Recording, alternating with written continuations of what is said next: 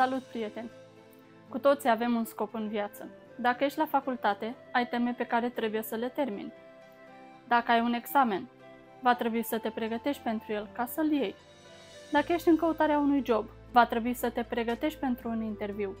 De ce nu faci asta? Așteptăm să o faci.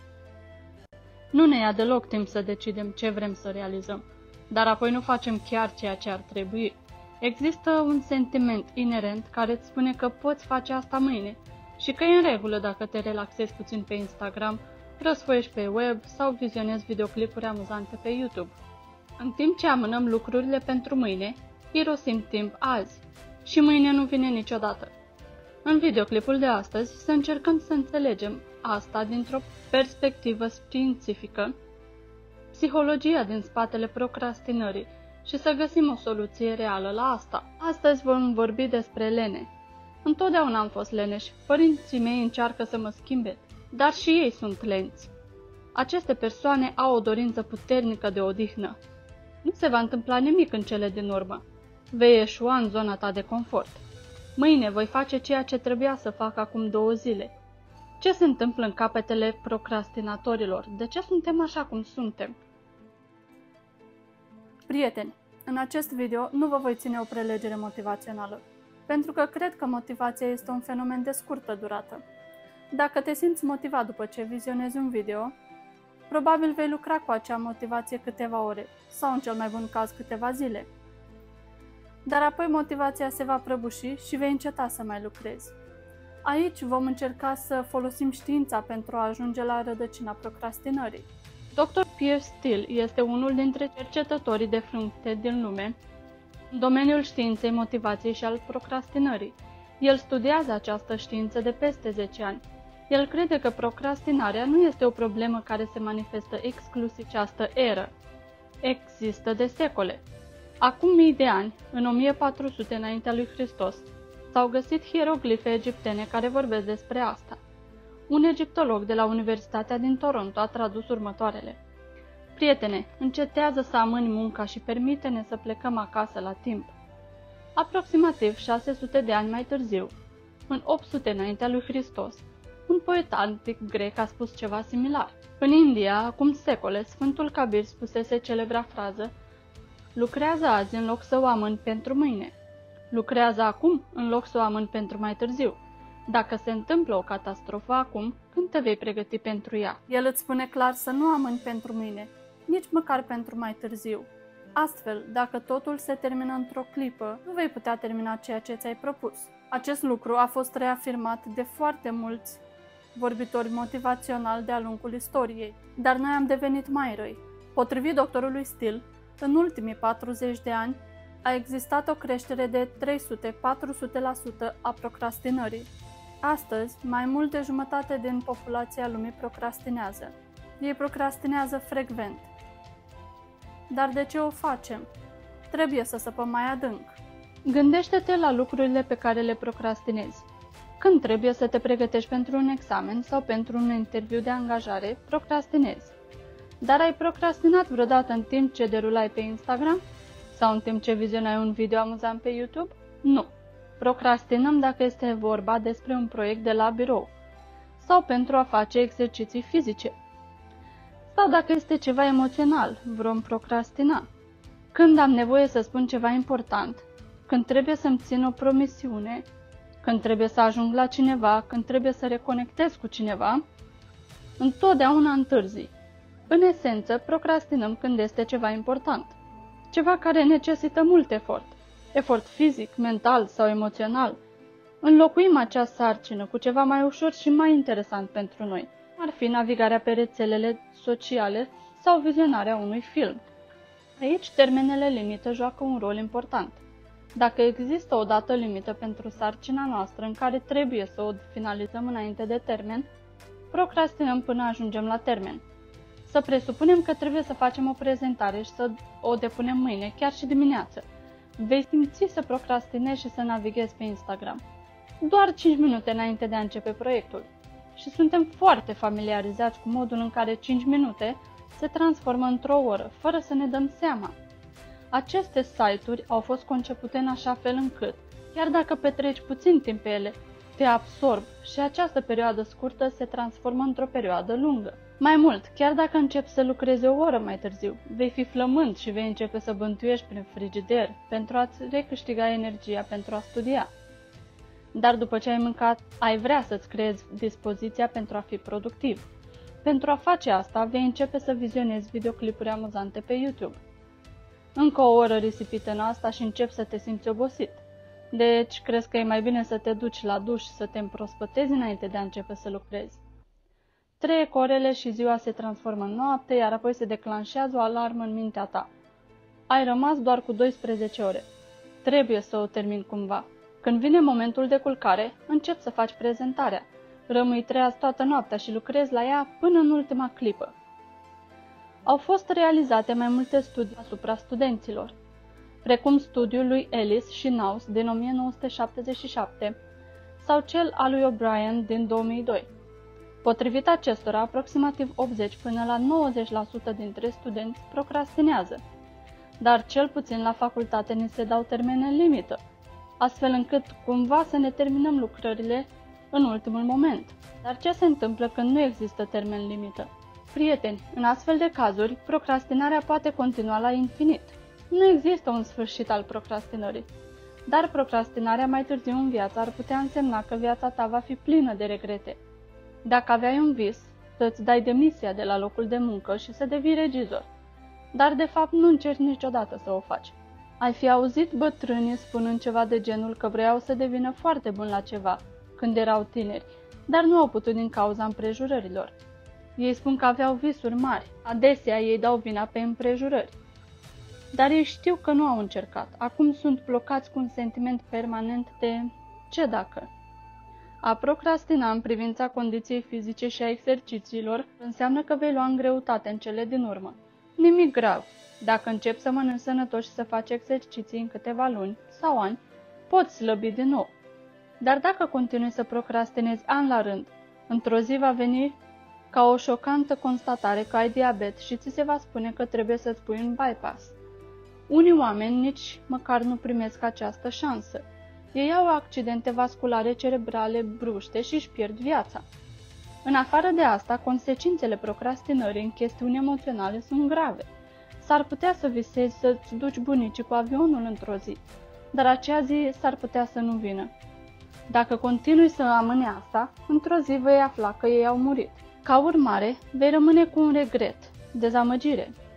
Nu este vorba doar despre regrete pe tot parcursul vieții, ci și stres, anxietate și depresie. Ceea ce vrei să faci și ceea ce faci.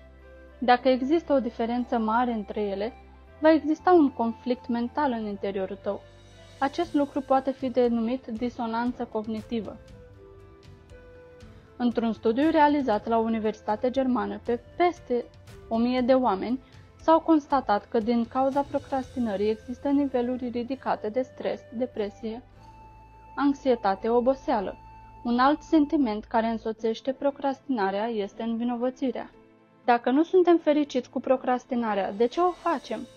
Oamenii de știință au venit cu 4 teorii pentru asta. Prima este teoria așteptărilor. Dată de Victor Harold Vroom în 1964, potrivit acestei teorii, motivația unei persoane de a realiza o sarcină depinde de așteptările persoanei față de rezultat. Șansele de a obține rezultatul sarcinii sunt mici, motivația de a realiza sarcina va fi de asemenea mică. A doua teorie este teoria nevoilor. Formulată în anii 1960 de renumitul psiholog David McClelland, el spune că există 3 tipuri de nevoi ale oamenilor. Afilierile înseamnă nevoia de relații sociale. În funcție de personalitatea ta, cea mai importantă nevoie depinde de tine. Dacă ți se dă o sarcină care se potrivește nevoilor tale psihologice, vei fi mai motivat să o faci. A treia teorie este teoria perspectivei cumulative. Aceasta a fost formulată în 1992 de Amos Tversky și Daniel. Această teorie vorbește în principal despre 2 lucruri. Primul este aversiunea la pierdere. Înseamnă că dacă la aceeași magnitudine vei înfrunta un profit sau o pierdere, va fi semnificativ pentru tine și te vei motiva din asta. O pierdere de o anumită mărime, cântărește mai greu decât un câștig de aceeași mărime. Al doilea lucru care vorbește despre această teorie este că atunci când discutăm despre câștiguri și pierderi, totul este relativ. Punctul de referință este diferit pentru fiecare persoană. A patra și ultima teorie este teoria hiperbolică a actualizării. Aceasta înseamnă în esență că recompensa pe care o putem obține imediat, vom vrea să muncim pentru acele recompense în comparație cu recompensele pe care le putem obține mai târziu. Aceste 4 teorii au fost combinate în 2006 pentru a forma o metateorie de către doctorul Piers Still și doctorul Cornelius J. Koenig. Această teorie combinată a fost numită teoria motivației temporale. Potrivit acestei teorii combinate, motivația ta de a realiza o sarcină nu va veni din vizionarea unui video motivațional. Vei obține motivația de a munci atunci când nevoile tale personale se potrivesc cu munca și recompensa muncii. Când te aștepți că poți realiza efectiv sarcina și să câștigi recompensa. Când recompensa pe care o obții după finalizarea sarcinii este mai mare decât linia ta de referință. Când recompensa înseamnă ceva pentru tine. Și în cele din urmă, vrei recompensa cât mai repede, fără întârziere. Dacă toți acești factori se combină, nu vei procrastina. Unii oameni de știință au criticat această teorie spunând că ea nu acoperă totul. Psihologii Tim Fihill și J.R. Ferrari s-au opus acestei teorii. Ei susțin că dacă totul legat de motivație este atât de rațional, dacă folosim această formulă pentru a calcula motivația de a viziona un video pe YouTube și motivația de a studia, în mod evident, motivația de a viziona videoclipuri pe YouTube ar fi mai mare. Atunci de ce oamenii simt vină din cauza asta? De ce să se simtă rău oamenii când fac ceva la care sunt mai motivați?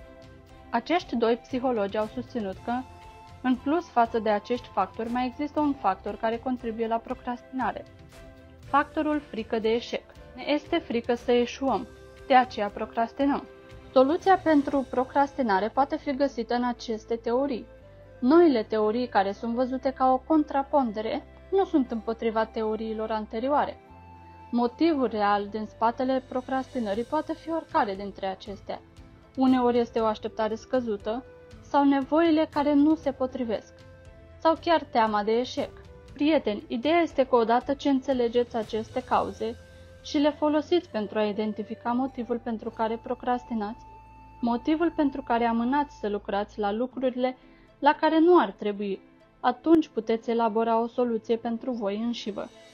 În primul rând, goliți-vă gândurile și luați un pix și o hârtie și întrebați-vă de ce procrastinați. Numai atunci când notați cauza veți putea găsi soluția. A identifica problema este jumătate din soluție. Dacă procrastinați la locul de muncă, gândind că sarcina voastră este insignifiantă și aveți lipsă de motivație, apoi amintiți-vă de aversiunea la pierdere.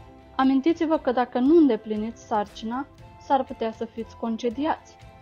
Și apoi gândiți-vă la consecințele de a fi fără loc de muncă. Dacă vă lipsește motivația, deoarece chiar și după ce ați studiat din greu, știți că nu puteți ajunge în primele poziții, atunci faceți ceva în care sunteți siguri că vă puteți descurca bine în acel domeniu de studiu sau ceva ce vă place foarte mult și în care puteți obține rezultate bune. Dacă vă pregătiți pentru un examen important, iar recompensa pare prea îndepărtată, sau dacă veți primi recompensa doar după 2 ani, atunci trebuie să împărțiți procesul în pași mai mici. După fiecare pas, recompensați-vă în mod modest.